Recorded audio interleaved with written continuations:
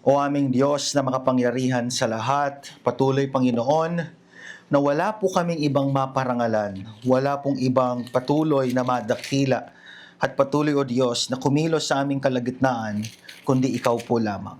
Ibuhos niyo po ang kasaganahan po, o Diyos, ng inyo pong karunungan, upang sa gayon, Panginoon, ay patuloy na maunawaan at maisabuhay. At kagaya o Diyos ng panawagan ni Apostol Pablo, mangagsilalim kami sa pananampalataya. Sa pangalan ng Panginoong Hesus, Amen at Amen. Amen? Batiin po natin yung ating pong katabi muli, pakitaan po natin ang kanya pong maganda pong ngiti. Ayan, ayan. Happy Lord's Day. Ayan. Alam po ba ninyo, pag po binabati po natin yung ating pong nasa kaliwa at nasa kanan, ano po yan? Yan po ay pag-check ng attendance. Uy, wala to nung Sunday. Ganon. Okay? So, ipinagpapatuloy po natin ang ating pong series sa aklat po ng Efeso para po sa building up the body for Christ's glory. Para po sa ating pong mensahe po ngayon, ang pong ating pong pag-aaralan po ngayon ay nasa slide na po natin. Ayan po, huwag ka nang magnakaw, besh. Part 2 series, The New Life of a New Creation, Ephesians chapter 4, verse 28. Mga kapatid, sa ating pong pag-aaral pong ito, ay handa po natin ang ating pong puso, ang ating isip, amen, na mangusap po ang ating pong Panginoon. Amen. Ginulantang po tayo ng mga balita patungkol sa flood control. Umabot sa trilyon ang accumulated na halaga ng mga nawawala at nanakaw na pera sa gobyerno. Ang aming pong teacher sa BSOP ay nag-request na gumawa po siya ng kanta ang ChatGPT patungkol po sa mga nawawalang pera sa flood control. At napakaganda po ng linya ng binigay ng ChatGPT sa Tagalog. Ang sabi nila, habang sila ay nagpapakasarap at ninanakaw ang pera ng bayan, tayo naman ay nalulunod sa kahirapan. Sabi ko, wow! Napakatalino ng ChatGPT po, no? Ganon. Ibig sabihin, may mga nagnanakaw sa kaban ng bayan.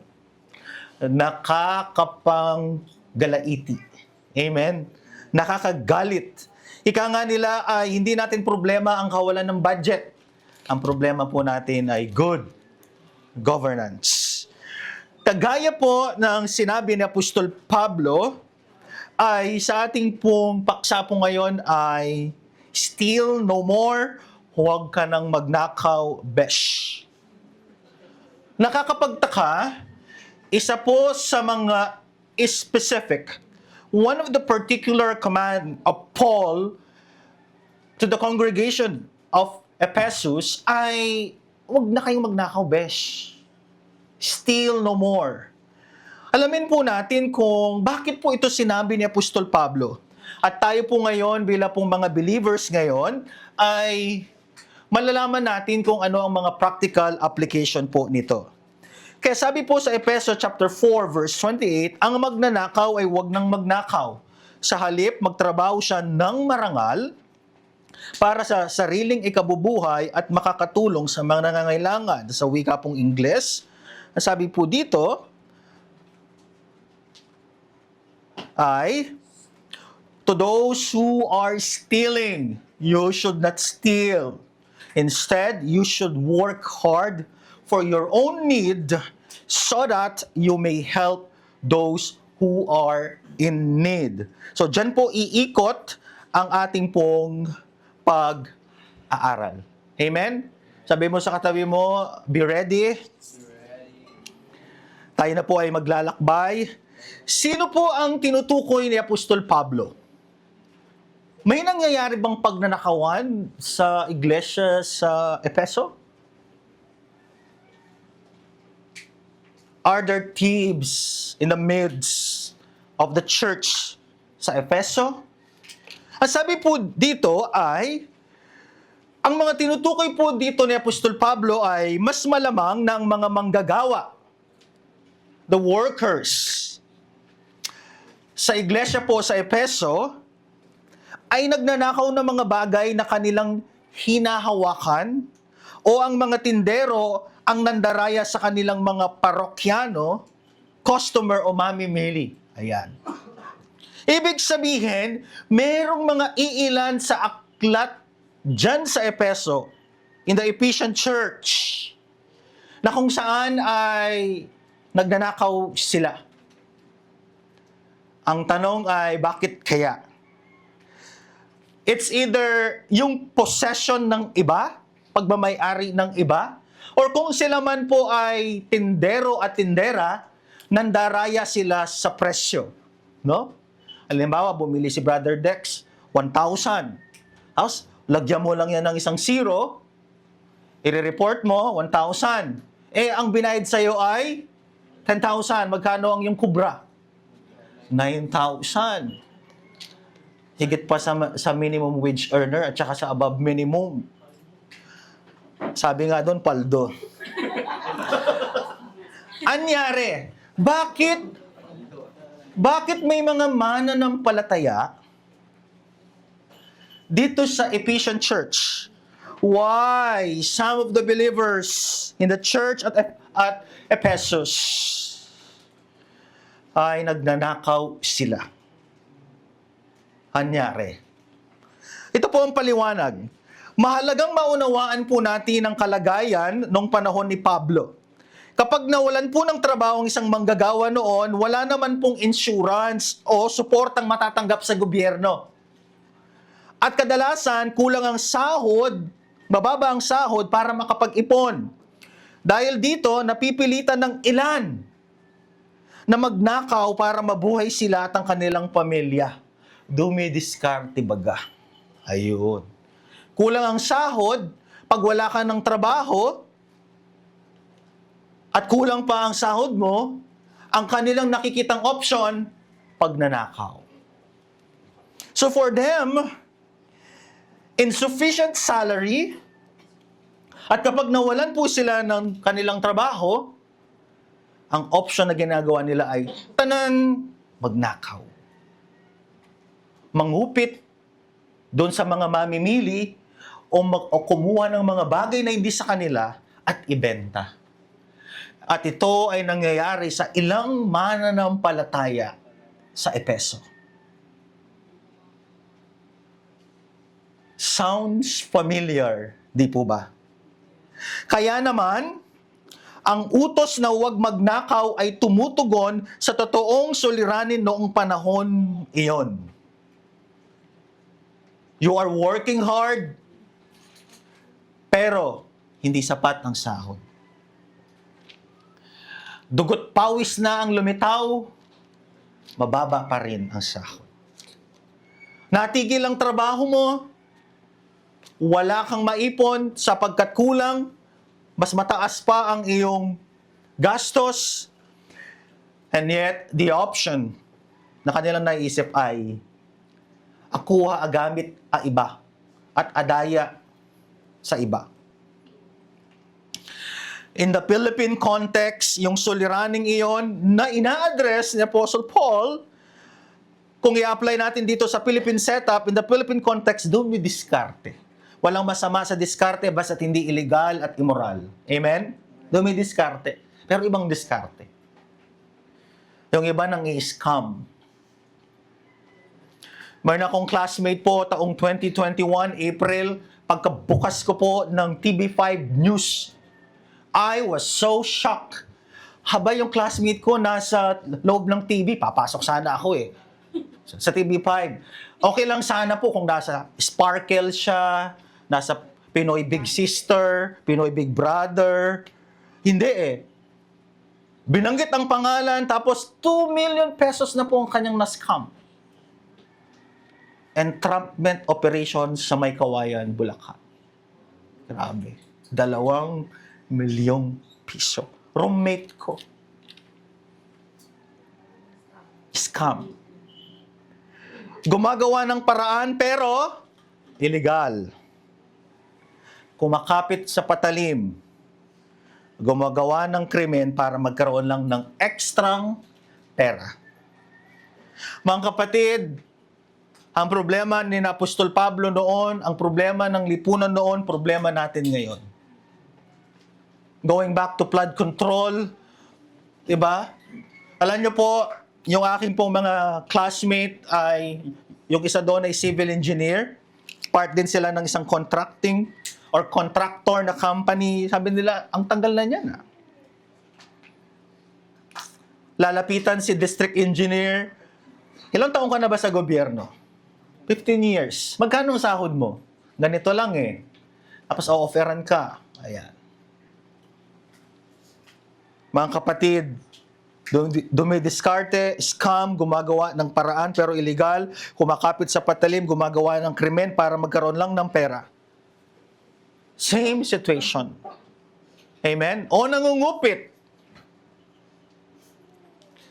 Mga kapatid, ang sabi ni Apostol Pablo, kahit anong hirap ng buhay, hindi iyon excuse or dahilan para tayo magnakaw o gumawa ng anumang diskarte o paraan na masama para lamang magkapera. Amen?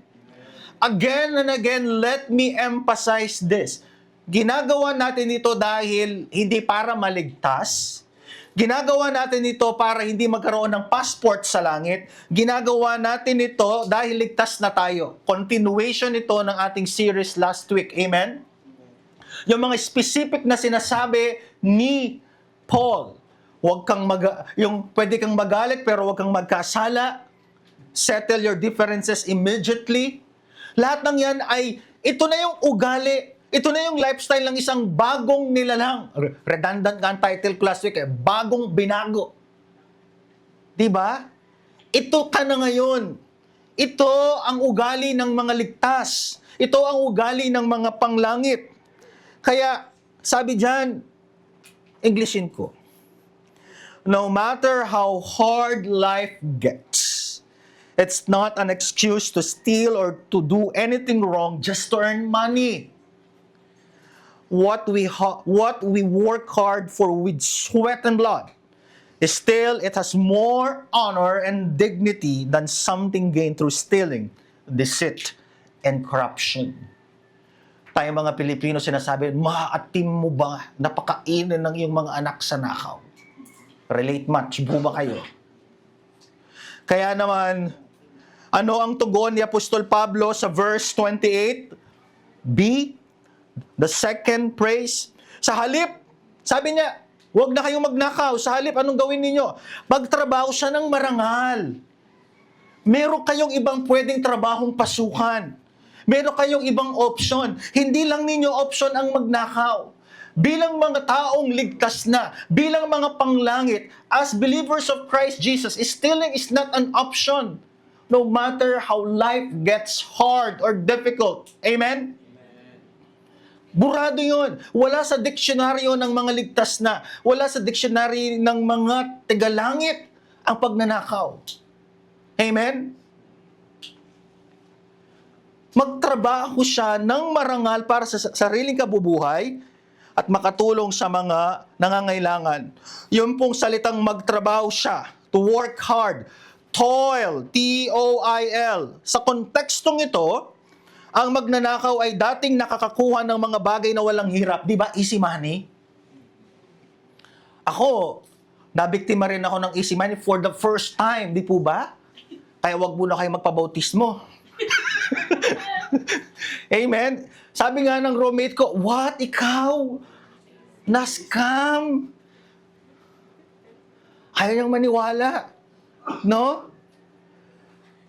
Kahit may red flag na ako nakita na minamadali ako for payment, send na. Oo nga, no?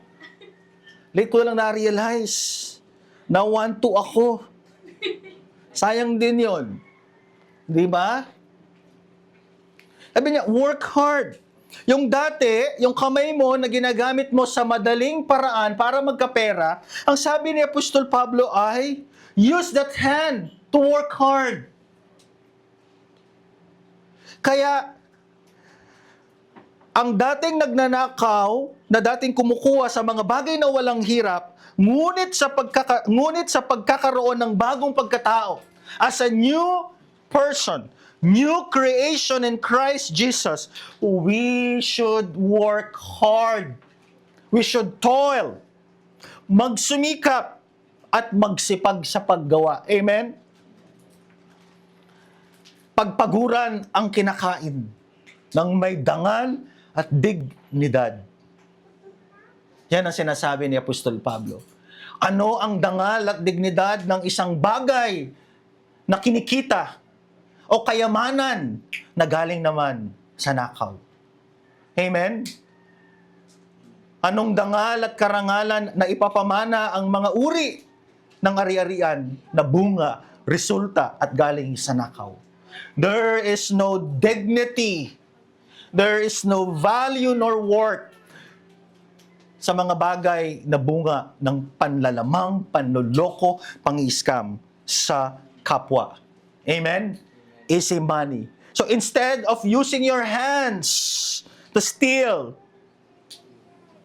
use it for hard work.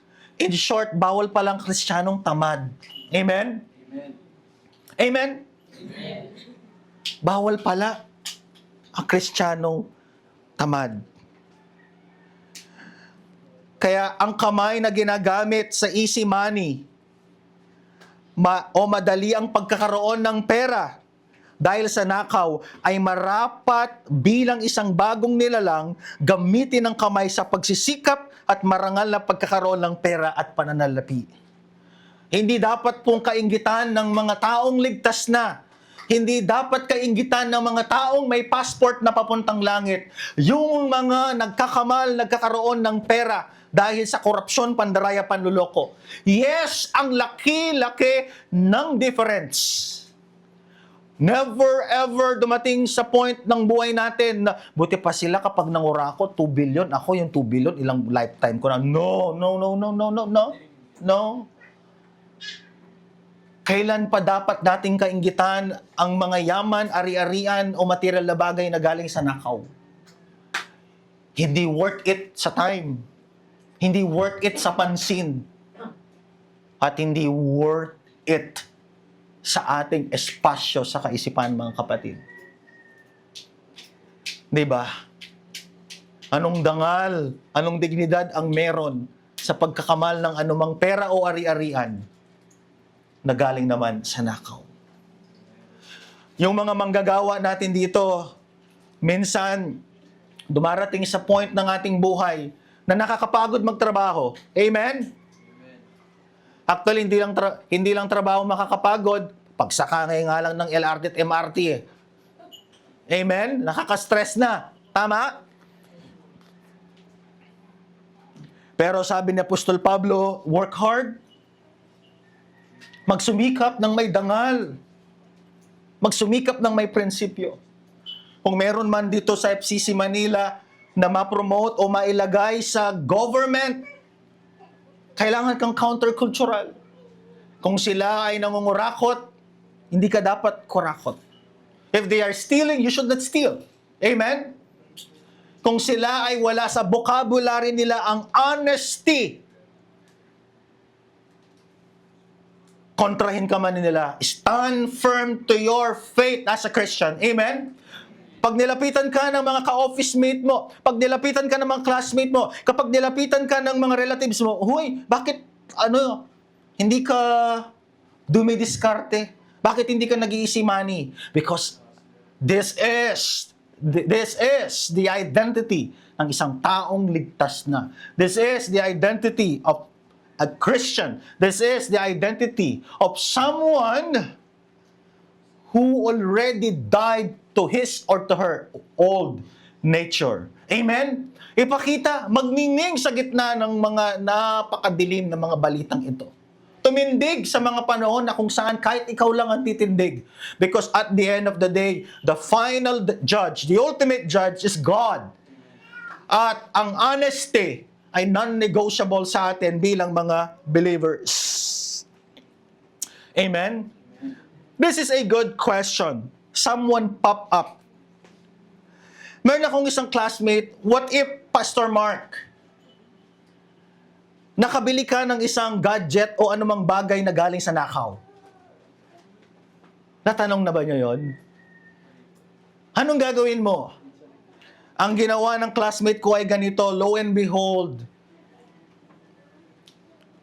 the art of sacrifice. Hindi niya alam na yung katransaction niya ay nagnakaw. It's worth 24,000 pesos of his money. Hindi niya alam, 2 days yung transaction, within that 2 days, may nagsampan ng kaso sa presinto na. Kapag hindi mo pa alam, wala pang bahid ang iyong innocence. Let me be clear on this. Any money, any transaction, kapag hindi pa natin alam na galing yan sa nakaw o galing yan sa anumang uri ng mistakes, stealing, deception, corruption, wala pang bahid ang iyong innocence. But the moment na alam mo na you are already accountable, kailangan po nating makipag-cooperate at isauli. Masakit man, kahit hindi na bumalik yung kanyang 24,000, kailangan nang isurrender sa toong may-ari. Because, lo and behold, as Christians, isa sa mga punto de vista ni Apostol Pablo, to live sacrificially. Sabi nga niya, mas mainam na siya na ang mag-adjust. Siya na ang magsakripisyo. Amen? Kaya therefore, ano ang magiging bunga ng ating pong pagsusumikap? Hindi pagnanakaw? Dalawa, ang sabi ni Apostol Pablo, magkakaroon ka ng sariling pera o kita para sa iyong sariling pamilya. Amen? Alam ko po na mababa ang sahod dito sa Pilipinas. Amen? Meron akong kilala. Magkano na ba ang minimum wage ngayon? 6.95. Meron akong isang kilala, 43 years na siya sa isang institution. 43.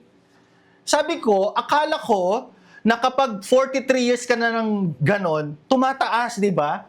Ang sa isip ko ay baka 1.5 na to per day. So, magkano po yung minimum wage? 695. Alam ba ninyo magkano ang difference lang ng 43 years doon sa institution na yon? 743 lang siya a day. Imagine that. Kaya isa sa mga panukalang batas ni Rafi Tulfo, pag umabot ka na ng 5 years, dapat automatic, tumataas ka na. 5, taas. 10 years, taas. 15, taas. Hindi yung 43 years, 693 minus 743. Sino magaling sa math? Grabe. At pang third generation na siya doon sa institution na yon. Imagine niyo yung loyalty nila. 'Di ba? Namatay na si Ferdinand Marcos Sr. Namatay na si Apolinario Mabini at si Melchor Aquino, andun pa rin siya. Pero nasabi ni Apostol Pablo, wag ikalungkot ang pagkakaroon ng sariling pera o kita para sa kanyang sarili at pamilya. Amen? At pangalawa, as we toil and as we hard work, makakatulong tayo hindi lang sa ating sarili at sa ating pamilya, kundi makakatulong din tayo sa ating kapwa believers. Ito yung sikreto na as we work hard, God for sure will bless us para tayo ay maging channel of blessing. Paano ka magiging channel of blessing kung in the first place hindi ka nagtatrabaho ng marangal? Amen? Kung hindi ka nagsusumikap. Amen? Kaya naman mga kapatid, dito yung ating application. Number 1, para sa bawat isa. Magbanat ng boto. Ano ba ibig sabihin po ito, Pastor Mark? Po bang aking boto ay babanat? Hindi, work hard lang yan. Magbanat ng boto dahil bilang isang bagong nilalang, inaasahan ng Diyos sa atin na ang ating kita at kayamanan ay bunga ng isang marangal na trabaho. Amen? Laban. Laban, mga Kristiyanong manggagawa. Itaas natin yung ating mga noo. Hindi yung, lang ako, minimum wage earner, ba't gano'n, Lord? No. Hindi mo dapat ikahiya ang iyong trabahong may dangal, may prinsipyo, may dignidad. Amen? Pangalawa, maging mapagbantay at maging maingat sa anumang tukso. Amen? Ang pera ay may malaking impluwensya sa sistema dito sa ating mundo. Amen? Sometimes yung pera ay nagsasalita yan. Sinasabi ng pera, angkinin mo ako. Ayan. Diba? Kami ring mga pastors, we as pastors are also vulnerable. Ilan na bang mga pastor ang mga nahulog sa pera? Amen? Yung kulang na lang, hindi namin palitan ang mukha ng pera doon sa printed money. Diba? At magulat ako kung yung mukha ko yung nakaano na dyan sa mga pera nyo. Diba? Pagkaingatan natin ang ating sarili. Guard our hearts. It is tempting na magkamal o magkaroon ng pera sa maling paraan, lalo na kung milyones o bilyones ang halaga niyan. Amen? Guard our hearts. Amen? At kahit sa mga maliliit, guard also your heart. Hindi mo pwedeng sabihin, Pastor Mark, piso lang naman to kahit kinupit ko. No. Pastor Mark, no. Tandaan po natin, kung sa maliit na halaga ay hindi na tayo pwedeng pagkatiwalaan, paano pa kaya sa malaking halaga? Pangatlo, maging matyaga sa isang marangal na trabaho upang magkaroon ng kita pananalapi kaysa manggaling sa nakaw at di marangal na hanap buhay. Amen? Young people, as you prepare for your career life, isa na ito sa mga dapat mahubog sa atin. Disiplina, accountability, at higit sa lahat, paghirapan yung ating kikitain. Amen? Para sa sarili at para maging pagpapala sa iba. Kaya tignan po ninyo, pati yung ating kita ay hindi lang pang personal, kundi pang iba. At ang perang yan, ang konteksto dito ni Apostol Pablo ay church. Kaya wag nating kakalimutang ibigay para sa Diyos yung para sa Diyos. Amen? Bakit sila nagnanakaw? Kasi kulang ang kita. Ano ang option nila kapag kulang ang kita? Magnakaw instead na maghanap ng ibang pagkakakitaan. Ganon din sa ating ding mga ikapu. Hindi ibig sabihin na nahihirapan tayo sa pera ay, Lord, pwede po muna from January, February, March, April, May, utangin ko muna yung tithes. Sige, tutubuan ko na lang po ng 10%. Ha? Ano ka? Lending tithes? Correct? Nakaka-tempt na hindi isuko at ibigay ang ating mga ikapu kapag maigpit ang sinturon ni Juan de la Cruz. Correct? Pero remember, God demands faithfulness. Pinapahintulutan ng Diyos ang mga kritikal at mga mahigpit na sitwasyon upang subukan ang ating katapatan. Tandaan po natin yan. Paano masusubukan ng katapatan kung walang testing? Correct? Paano masusubukan ng katapatan kung puro kaginawaan? Kaya naman maging matyaga sa isang marangal na trabaho upang magkaroon ng kita o pananalapi kaysa manggaling sa nakaw at di marangal na hanap buhay upang makatulong din sa ibang kapatid na may pangangailangan. Ang pagtatrabaho ng marangal ay hindi lang pagtulong sa sarili, kundi pagtulong din sa iba. Hindi tayo pagpapalain o hindi tayo pinagpapala ng Diyos sa ating mga trabaho para tayo ay maging ganid sa King. Amen? Mga kapatid, and lastly, sabi mo sa katabi mo, lastly, 9:49 a.m. Maging mapagpasalamat, be thankful. Sino yung mga may mga trabaho dito? Taas ng kamay. Sino dito yung mga merong mga hawak na pera? Maging mapagpasalamat, di ba? Be grateful na binigyan ka ng Diyos ng trabaho. Huwag po tayo puro reklamo. Alam nyo, Kung mula Algeria hanggang Zimbabwe, lahat na lang ang reklamo mo sa trabaho, ikaw ang may problema. Hindi na yung trabaho. Biruin nyo, na-assign ka sa Algeria hanggang sa Zimbabwe, ang reklamo pa rin. Ikaw na yung may problema. Maging mapagpasalamat, amen, Lord. Thank you, Lord. Hindi mo lang ako ginising, kundi binigyan mo pa ako ng trabaho. Kahit gaano ka-traffic, sige, be thankful. Lord, salamat po sa traffic na to. Pang-exercise po ito ng patience. Pang-exercise po ito ng meekness, di ba? At maging masaya. Masaya pa ba tayo sa mga trabaho natin?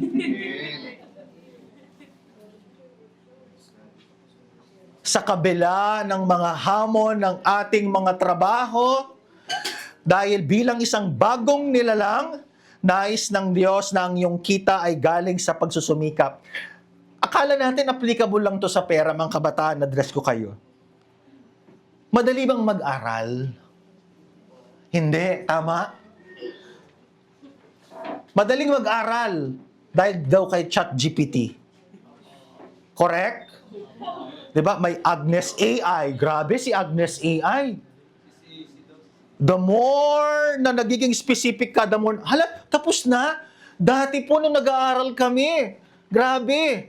Kailangan po sip-sip ka sa librarian para makuha mo ang isang totoo. Tapos, kapag hindi ka pinahiram ng classmate mo, wala pa akong 3210 ng Nokia noon. Pupuntahan mo pa siya sa bahay. Correct? Ngayon, grabe. Diba? Napakadali. Yung salitang pagsusumikap, yung salitang pagtsatsaga, huwag nating tatanggalin yan, mga kabataan. Amen? Kapag ang pag-aaral ay hindi na challenging, kapag ang pag-aaral ay wala ng pagtsatsaga, kapag ang pag-aaral ay wala ng hard work, kagaya ng sa pagtatrabaho, there is something wrong sa iyong discipline sa pag-aaral. Amen? Kagaya dito sa ating pinag-usapan, ang pangloloko o ang anumang uri ng diskarte, scam o mali, ay not option sa isang taong may passport at pasaporte na sa langit. Amen? Magtatrabaho tayo ng marangal kasi ligtas na tayo, kasi bago na tayong nilalang. Magtatrabaho tayo ng marangal, matyaga, mapagpasalamat, dahil ito ang lifestyle, ugali ng isang bagong nilalang.